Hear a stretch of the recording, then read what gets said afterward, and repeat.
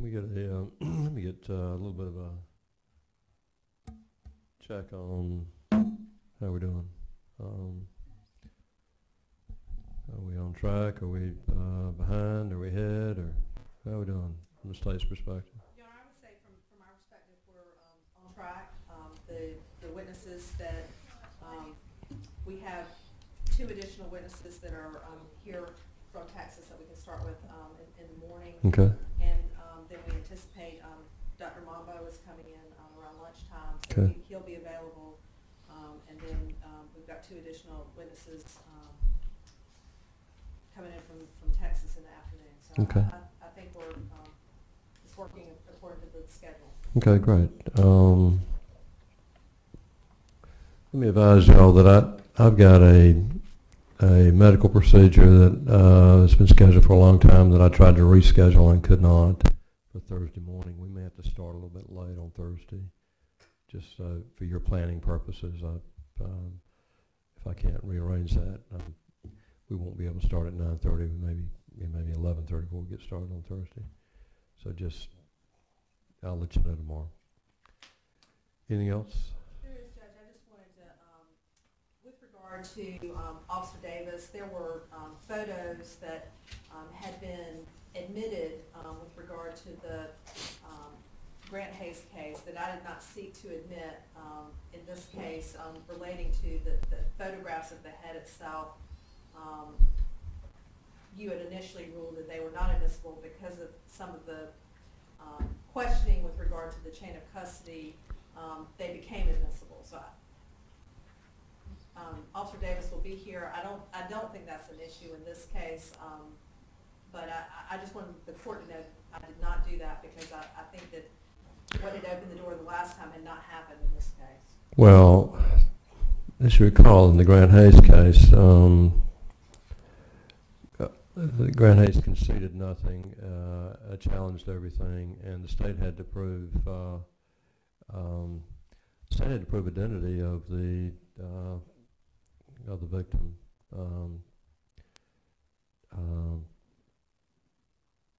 which required dental records, a lot of medical testimony, and other matters that eventually you were able to do. But it also required that you show the jury a lot more of the body in order to establish identity.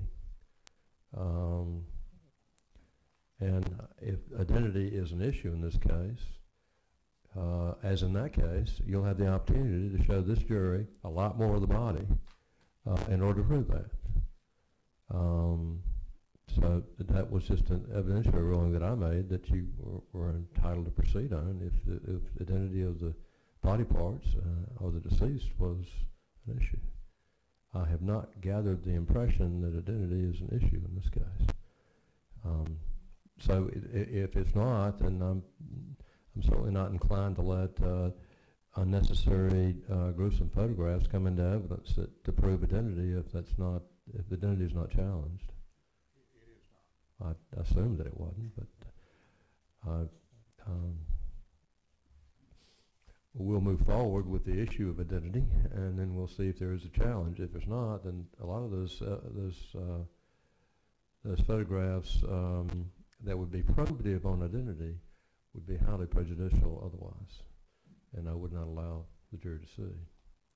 All right, thank you. Could I just inquire to say who we might expect to hear from tomorrow? Everybody from Texas, apparently. Dr. Stimson and Mr. Boyer would be the witnesses we call first. Okay. Thank you.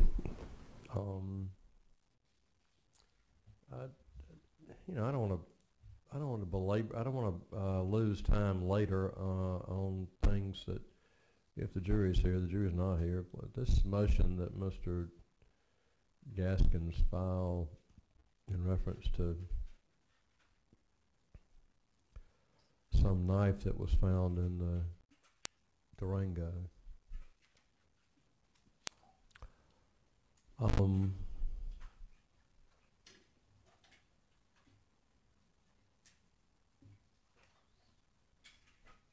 state want to be heard on that? Does the state want to be heard on that? Your Honor, the issue for the state is there's a murky picture about the chain of custody, and it's not our position that we want to allege anything, but when the allegation is made that the Raleigh Police Department missed things in their investigation, it's our purpose and duty, I think, in front of the jury to show the measures that the Raleigh Police Department took in searching this vehicle.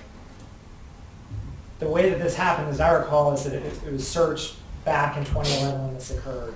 It was then released to defendant's counsel's custody. And at that point, we don't know the chain of custody between the time that Mr. Gaskins takes it from Detective Falk and the time that it's returned to the Raleigh Police Department. We do know that there's a search done of that vehicle by the defendant's expert, and we were notified that that search didn't locate a knife. So the initial CCI search did not reveal this knife. The defendant's retained investigator search didn't reveal a knife, and then later it was searched again by RPD, and a knife is discovered. Okay. So where are we? I think that when we asked about, when the knife came up, we asked about the knife, at what point was that knife found? I think that we're entitled to tell the jury at what point the knife was found. I don't know that that's implying that it was. Well, it's found based on a third search. And I think that's all we've done, is said at what point was that found. And so we certainly are not going to say the knife was planted or anything like that. Well, and the absence of any evidence to suggest that, and I don't see anything that would suggest that. It sounds to me like an item was discovered on the third search.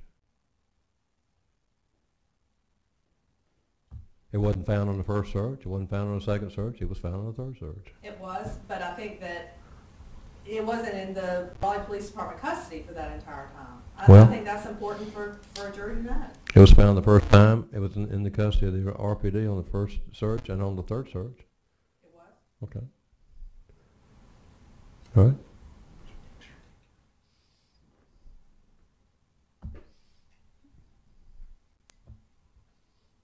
I don't know what your motion is. We don't want the jury to be given the impression that we put that knife in there.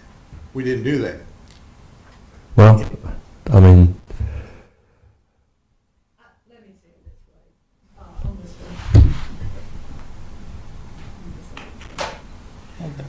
one.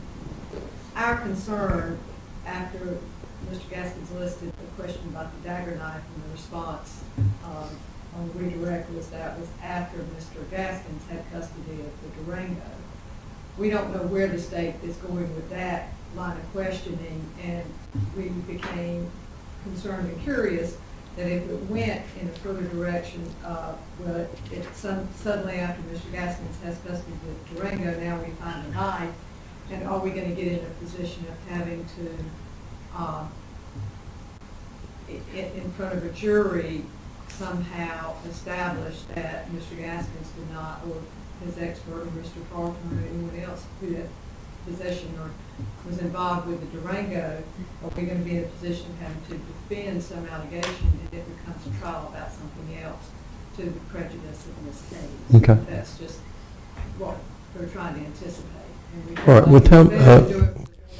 Well, how about somebody tell me what the relevance of the item that was actually found is, if anyone knows?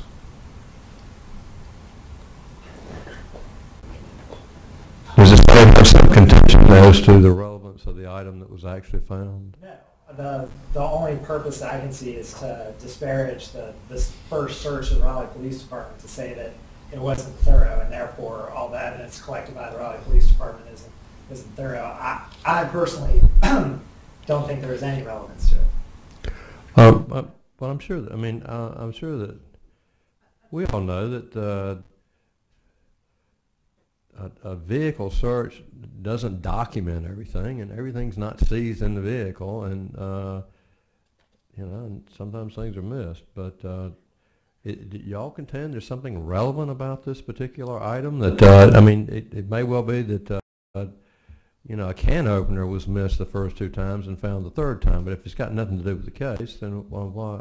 I think to the extent it may have relevance in the case, and it would be to the extent that it corroborates other evidence that has been presented that Mr. Hayes was known to carry a knife and had, in fact, pulled a knife on people.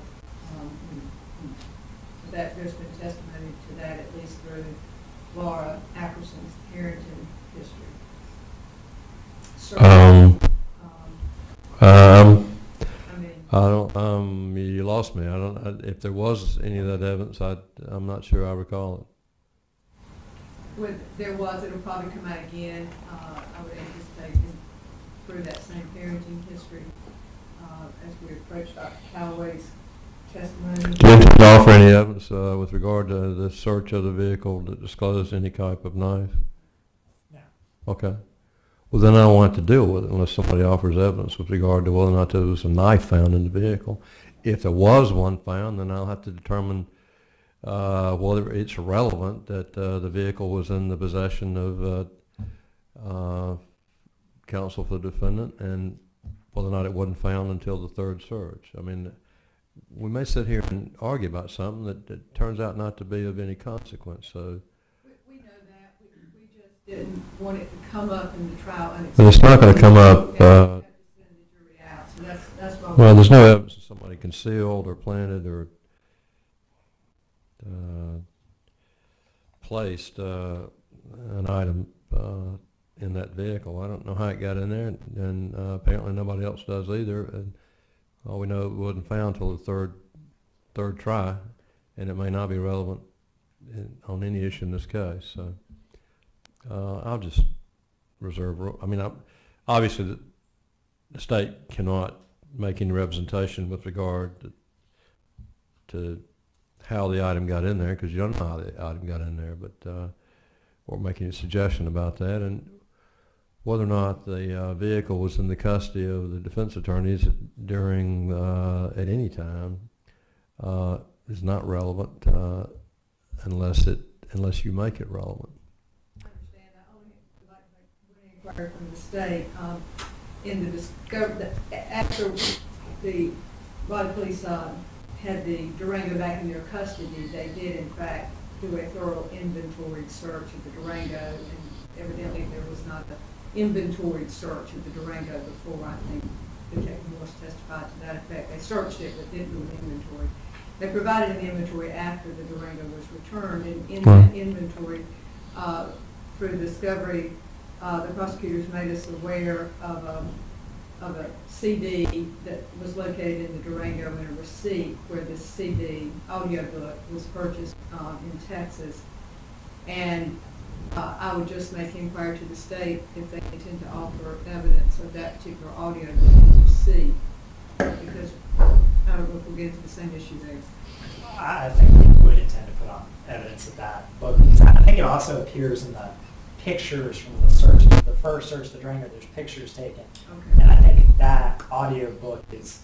I want to say it's on the passenger seat, but I think it's in those pictures, and that's what we intend to offer evidence of that. So we don't have any issue regarding. When it got there, when it was there, all that kind of stuff. No, because I think it's in the pictures from the first search. So I don't think there's any dispute. All right, then looks like